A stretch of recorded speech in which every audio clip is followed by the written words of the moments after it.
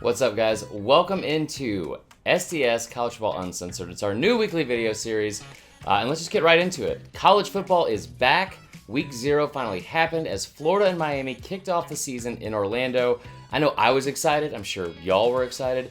I can guarantee you there was no one as excited as Michael Irvin. Take a look.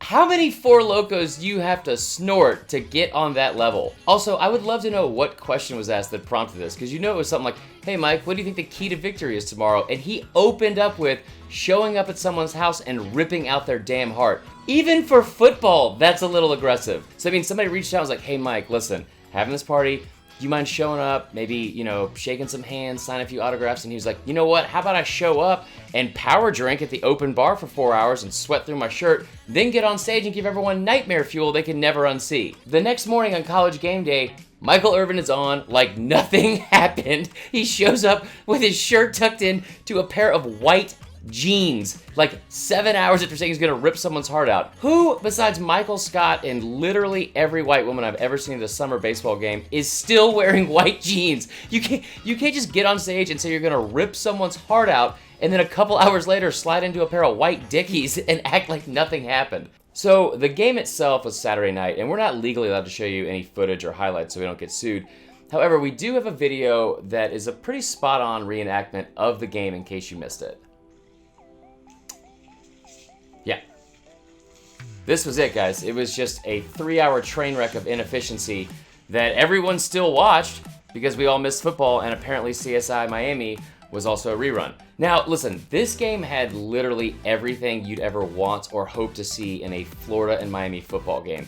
It was incredible. It had 24 penalties. As you can see here with Al Blades giving the double birds to Felipe Franks. 24 penalties, a missed field goal that went wide right, of course. It had several shots of the turnover chain. And also just a sea of fans in the stadium. They looked like they were just begging to become a meme. This game was so on brand for Florida Miami. The only way it could have been more on brand is if it was sponsored by a sunburn and DUI.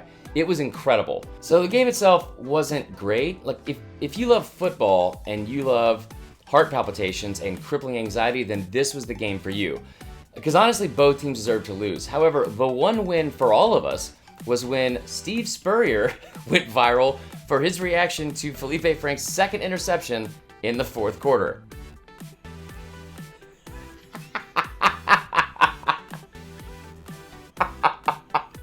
Spurrier looked at Felipe Franks like the way I would look at somebody I went to high school with who's trying to sell me Fit Tea or Amway on Facebook. So the memes and everything that came after was hilarious. So here's some of my favorite ones. Spurrier with the most bless your heart face ever.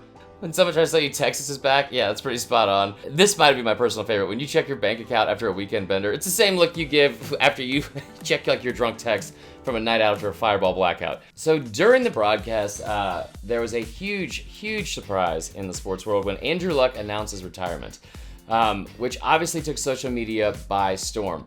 And most of the reactions were from angry fantasy football team owners, which is the worst. Like there are, outside of traffic and people that still do Borat impressions, there's nothing I hate more than someone trying to vent to me and complain to me about their fantasy football team. No one cares. This was obviously, though, a huge surprise to a lot of people. But then an even bigger surprise happened afterwards with the reactions when this video popped up, which just seems, I don't know, like a room full of just average white dudes at a Buffalo Wild Wings. Boom!